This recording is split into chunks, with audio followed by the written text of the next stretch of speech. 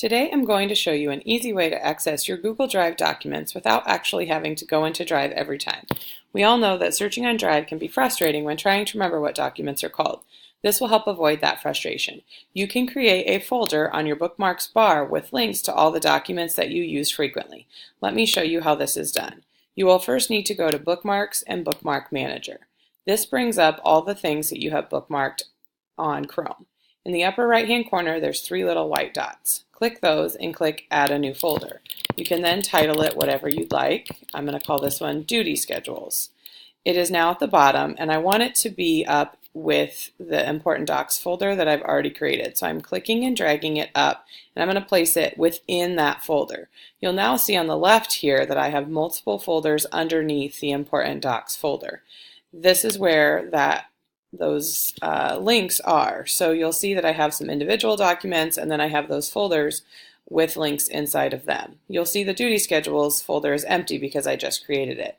I'm now going to go into Drive and find the document that I want to link. So I'm going to search for the document. I want this year's duty schedule, and I'm going to open that document. Once I have that document open, then I will go to Bookmarks and bookmark this page. Now, I want to make sure that the correct folder is selected. So the Important Docs folder comes up first, but underneath there is the Duty Schedules folder. So I'm going to select that one, and then I'm going to click Done. When I go back into my Important Docs folder and down to the Duty Schedule folder, you'll see that that document is now linked there. So whenever I want to go to that document, all I have to do is click on it from this folder, and I don't have to go into Drive. Let's say I wanted to open the schedule for this year. All I would have to do is click on that link and it will take me directly to it.